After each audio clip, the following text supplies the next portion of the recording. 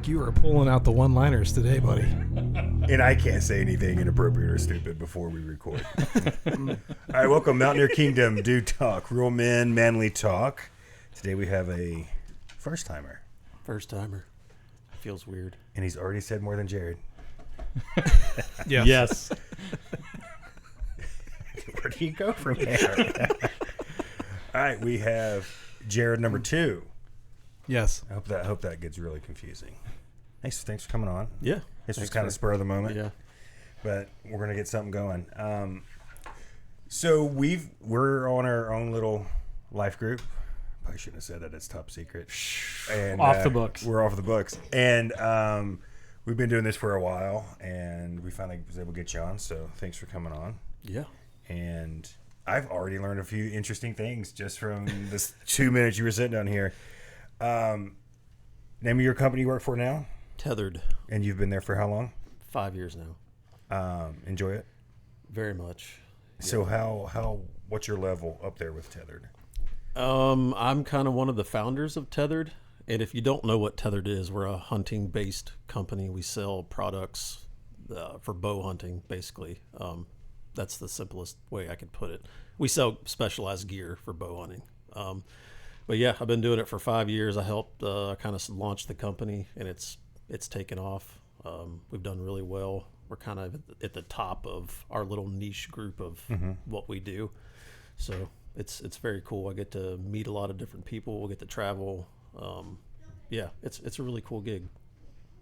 So what's some of the stuff that you've developed that you find, like, do you get to come up with the ideas? Are you part of the research and development team? Like, tell us more about that. Yeah, we all kind of wear a lot of hats, you know. I was one of the first full-time employees, and we all kind of do a little bit of everything. You know, we're a pretty small company, but yeah, as far as that goes, you know, product development, testing. I do all the media stuff, videography, photography, yeah, that kind of stuff. How long have you been doing that? I've been dabbling in that for 20 years now. It's been a long time. It started off as a hobby, and you know, it just kind of developed into. I got to the point where that's what I wanted to do full time, and I didn't really know how to make it work. And then I just kind of fell into this, and it just worked out. Yeah, no, that's cool, because you're one of the few people that I've seen that is actually probably living their true dream. Yeah, and it's weird because it does truly feel like I'm retired most times, because even when I do work, it doesn't feel like work. Yeah. So that's really cool. So you've been doing this for 5 years, and then I'm going to butcher it already, and I just asked you this off air. You were where before?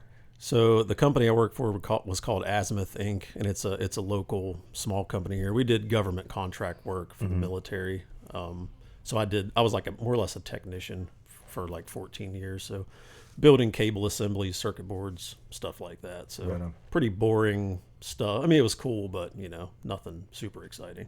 But it paid the bills. Nerd stuff is cool. It paid the bills for me to be able to hunt, and that's really what I wanted to do, was just hunt. So if it paid for that, then I was good.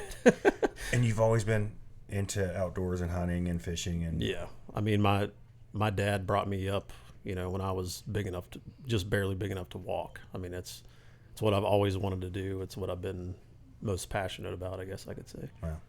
Now this does remind me of a story that Haley told me once upon a time. For those who don't know, Jared and Haley were practically neighbors. Yeah. Haley, my wife. And she said that once upon a time you had killed a chipmunk and brought her a chipmunk tail. That's probably true. I want to know what your game was. She must not have been that impressed with it. Thank you for not being impressed by that. It's like, man, I almost stole your woman, man. I'm like, I don't know what kind of moves I would have to beat that. Maybe a raccoon tail, Squirrel. Yeah, right. So you went from... It has to be something in the rodent. Yeah. Dude, out that way, there's all kinds of stuff in the road. I've yet to see a bear out there. I've seen the aftermath of bear, but I've yet to see a bear out in your neck of the woods. No, they're around. So I've seen snake. But before you get too deep into the snake the Joshy zone. Yeah.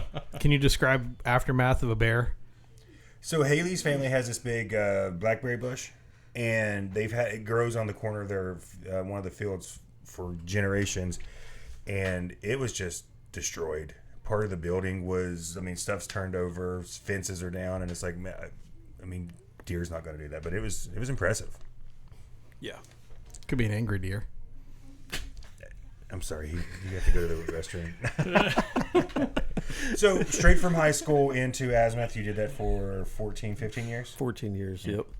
Any cool projects you worked on you can share with us? So the first project that I worked on when I started there, we built these things called bomb bots, and they were little RC trucks. That already sounds cool, dude. Yeah. So they had cameras on them and a little remote activated basket where you could dump C4 out of it. So we built like 2,000 of them and shipped them to Iraq, and they'd use them to blow up IEDs. So that was one of the cool things I worked on. Worked on some military attack craft, stealth boats, stuff like that. So it's pretty neat, the stuff you get to see. No, that is cool. Yeah. So you went in from that to like your photography and your hunting. Some of the pictures I've seen, I mean, it's absolutely beautiful. Yeah, so I left that job to start Tethrd, and everybody, well, my dad told me I was crazy for doing it, leaving a solid full-time job for something that's not, a sure thing, but kind of took a risk, and, it's panned out so far. So good. What was that? So what was that process like, especially being a man of faith? Can you walk us through so you're leaving a full-time job, a steady job, sounds like a good job, to step out into the unknown. Yeah. What was your prayers or some of the conversations like that you were having with the Lord?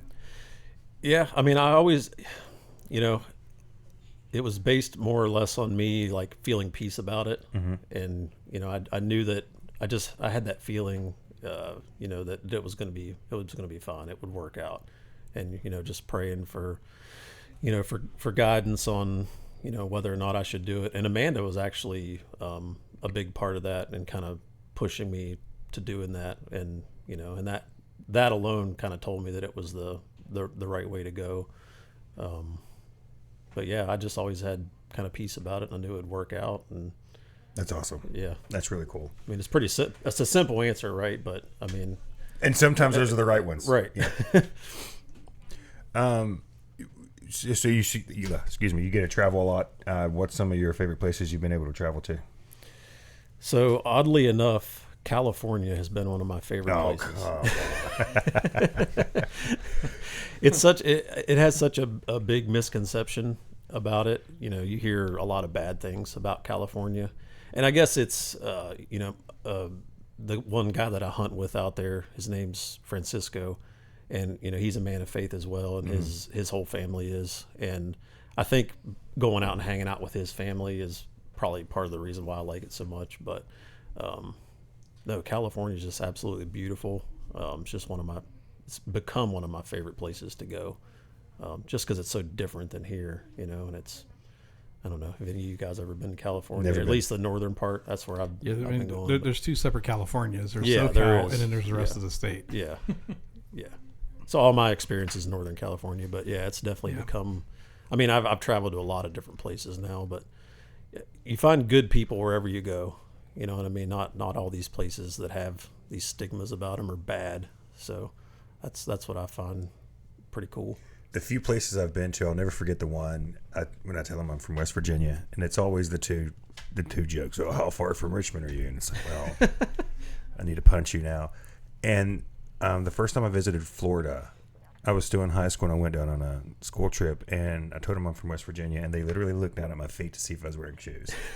And I was young enough to not know if I should be offended or not. And I'm like, well, I actually know people that don't have shoes. So we had that happen to us in Canada one time in an elevator. It's like, normal elevator banter talk. Where are you guys from? West Virginia. And of course, you know me. I said, yep, I got shoes on. I got all my teeth. So you do get to travel a lot. But with some of the pictures I've seen you take, some of my favorite ones are actually here from West Virginia. Mm-hmm. I mean, I think you would agree with this. I think our state is one of the most beautiful states. I think it gets overlooked by some of the stigmas that come along with being from here, but it's absolutely gorgeous. Yeah, I'm always glad to come back home because this is, of all the places I've been, I can't think of anywhere else I'd rather be than here. Mm-hmm. I mean, that's I think that's saying a lot, from all the other states I've been to. There's awesome things about every state, but I don't know. It's where I've lived all my life, so it's hard to walk away from that. Yeah. What about, and you were talking about the different types of people, and typically you've met some pretty good people out there. What's some of the cultural differences that you've seen that's kind of like, ooh, that's different than where I'm from, or have you not? I haven't really run into too much of that, mainly because, when I travel, I'm usually hunting or fishing or something like that. So I'm usually dealing with the same type of people that I'm normally around. So I'm not super well versed in cultural differences, I guess. But do you have a preference, hunting or fishing, or is it whatever gets you out there? Hunting for sure. I mean, our company is mainly a hunting based company, but just traveling and doing the different adventure type stuff. Like you guys do a lot of backpacking type stuff, and those are the type of hunts I like to do, like backpacking, like the really hard type stuff that's really test you and kind of figure out what you're really made out of. Do you have one particular experience you could share that's like just sticks out to you where there was a good payoff at the end? So we did mule deer in Wyoming in 2018, and it was like a high country backpack, like a hard type hunt. I really trained hard for it so I could be able to hike the mountains and carry a heavy pack and all that. And we actually ran into a forest fire. I had killed a buck opening day. My buddy had killed one, so we had 200 pounds of meat to get off the mountain, and we were dealing with all that, and then a forest fire pops up on the same ridge that we were on. So we had just got back to the trailhead from dropping our deer off to the processor. We had hiked out and drove it out and all this. So we come back, we see we see the smoke coming off the ridge, and we had left my one buddy there to keep hunting while we were taking care of the deer, and he comes running off of the ridge, and he had left all of our gear at the top of the mountain, and there's a fire up there. I mean, a couple miles away, pretty close. So they're freaking out. They didn't want to go back up there to get the stuff, and I kind of talked them into going back up the mountain to get our gear. And you want to talk about a moment where you're praying for safety. I mean, you're literally putting yourself in danger, but again, I felt peace about it. I was like, we'll be all right. And we were fine. Just get to it. Just get it done. And that was one of those moments that was, one of those things you remember for sure. So what kind of gear did you left all your gear, like all your guns? Yeah, like all of our tents, guns, everything. I mean, literally everything we owned was at the top of that mountain. How far into the woods were you? About 5 miles. Straight uphill, yeah. Oh. So what I need to survive out is there. Is up there, yeah. 5 miles up, like 3,000 feet elevation gain. Ooh. Yeah. Ooh, that hurts a bit. Did you happen to take any pictures of that? Yeah. On your way out? Yeah. So maybe we'll find some of those and throw those up. I've got pictures of the fires. They're pretty cool, yeah. That'd be cool. Not that it's cool, but that's interesting. It makes a cool story, I think. A very cool story. I'm all about any experience that, even if it sucks during the experience, there better be a story that I can tell once I'm out of this. Yep. Because then that just kind of saves the whole thing. So what's one of your, other than, so you left a stable job, helped found a company. What's one of the, other than that, I mean, that tremendous stuff there to already be proud of. Some of the things you guys design, what's one of those that stick out? You're like, man, I'm really proud that we did that. I mean, we make a lot of stuff at this point. So if you don't know what Tethrd is, so we basically make, it's like a hammock and a rock climbing harness had a baby. You like mix the two together. So it replaces a metal tree stand that you sit in a tree with.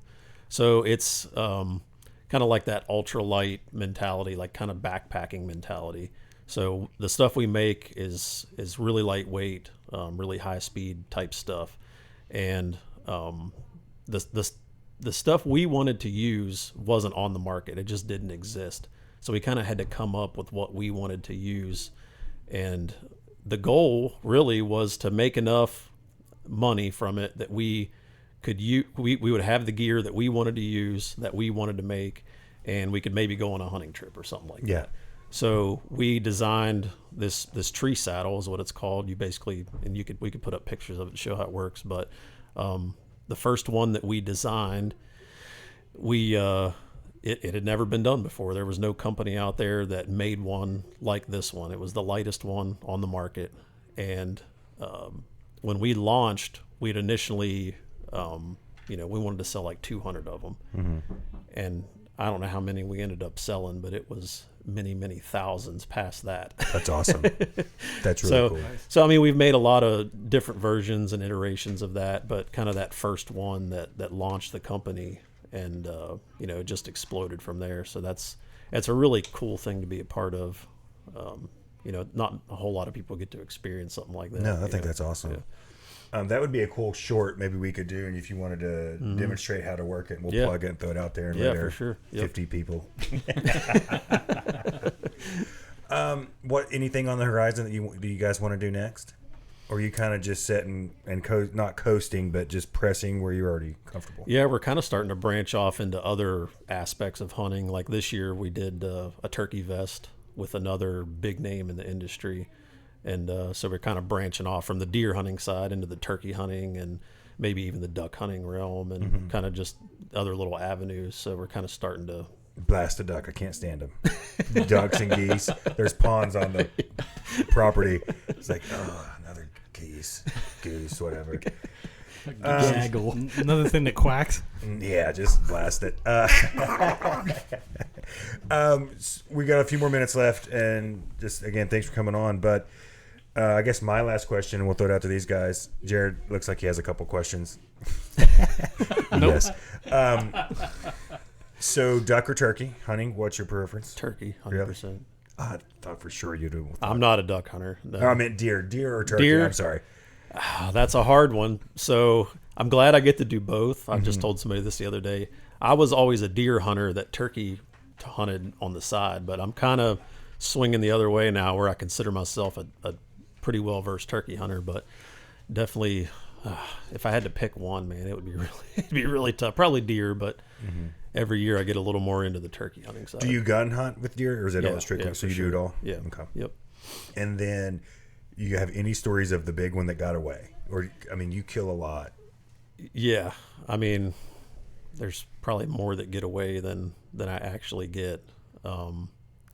Actually, the one that bothers me the most, it was a small buck. It wasn't even that big. So one of my goals was to kill a buck on public land using a kayak to get to a spot. That's already awesome. I don't know. It just sounds cool, right? Sounds amazing, yeah. I've been trying to do this for a couple years, and I kayak into this spot, 2 hours before daylight or whatever.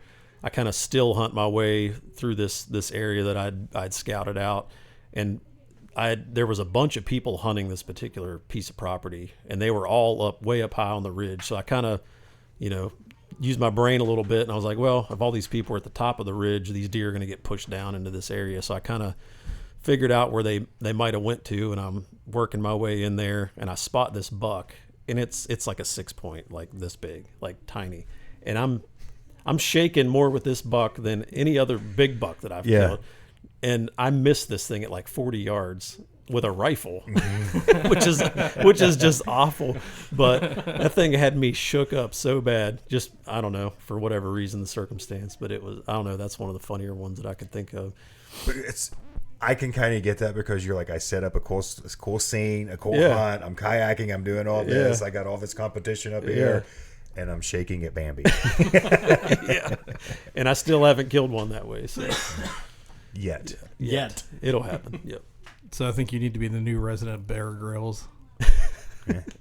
So him and Andy taking us all backpacking, they could teach us a lot, I think. I think so, yeah. Yeah, we'll have to schedule that. I've done, I don't really know if I want to consider what we did backpacking, but it was fun. Oh, yeah. So that's always a good time. Jared and I went out, and Nick, and had a good time once. It's amazing to go out and... Oh, yeah. That was the time we took families and everything. Yeah, that's what you're talking about. See, now that I have less interest in. Oh, no, it was still I would like to camp with them, but backpacking 5 miles in with kittens. Honestly, we made it a mile. Yeah. It was a road. It was 2 miles up like a rail trail. Okay. And it was at a shelter that we can't say. So I'm thinking Dolly Sods and no, it wasn't flat. No. It's a rail trail. Because I With a would stay shelter. behind if I had to take my kids. It was really cool though. Like I mean, it was not none of it was planned because where we had planned to go, the road was that's washed right. out. Yep. Okay. And so we're like, let's just keep driving. And we came to this spot. The name of the shelter seemed interesting and sparked me and Nick's. Did any kids ask questions about the shelter? No, Okay, good. they didn't think anything of They it. couldn't read at the time. And We got a couple good pictures in front of the sign, though. We did, yes. It was a fun time. Right on. That was kind of Jared's kind of break into the shenanigans Nick and I do when we're out in the woods. Yeah, I'm always nervous, like kind of easing my way into a different group of people because you just don't know. But yeah, these are my people. Once we did that trip, he's like, I'm in. Look, meshed. I forget, and I try to do the same for like 5 seconds, and then I'm just a bull in a china shop. And we were You and a bull in a china shop. It's- Never would have guessed at all. like, I know we're right. We'll have you back on because Yeah, there's for some sure, good yeah. stuff. But yeah, I always try to ease into conversations, and then I hear a joke that I might be able to make, and I'm like, let's just make it. Just See what happens. See what happens. Let's throw a grenade into the water and Michael Scott. see where it lands. Yep. All right. Well, I think that's what we're going to call it. Thanks for coming on, sharing a little bit with us. Yep, thanks for having me. That was fun to hear some of that. Yeah. Yeah. Yeah, all of our subscribers out there, make sure you check out Tethrd. Tethrd. It Show them the is- shirt. Tethrd Nation. Right over there, the camera. Yeah. I like how you show it to Jared. Tethrd Nation. No, so The quality of the shirt's way better than how it was just presented. no, but if you're interested in anything, like most of my hunts and stuff are on video, and they're on the Tethrd Nation YouTube, so you can check those We'll out. make sure and show the links below in Yeah. our description below on Facebook and YouTube and all that. I have several Tethrd hoodies myself, so I don't. What to fix that? As the host, I don't. I don't No have any. merch? I need to get some too. well here's the A difference. hat would be nice. I thought about getting one of your stickers, one of your decals put on the back of the truck. There you go. His wife's tried to kill me a couple times, so she owes me She is violent. some Tethrd wear. I'll have to fix that. I got to make her mad enough to kill me to get something. Just have her help you with lighting. She'll take care of you. Never trust her when she says the power's off. It is not off. I think we just found our next guest. Have Amanda come in and tell that story.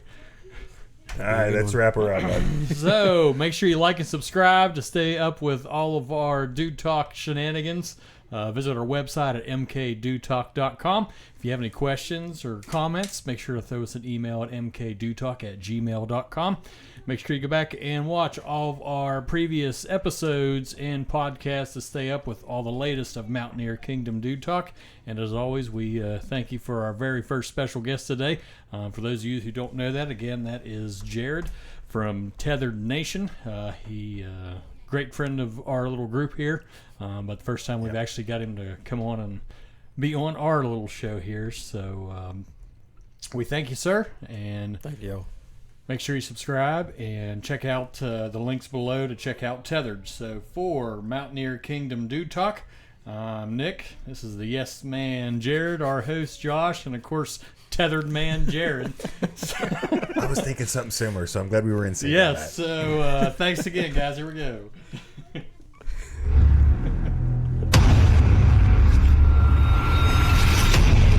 Are you going to do your stupid dance again? Andy's not here. Somebody has to. Do they?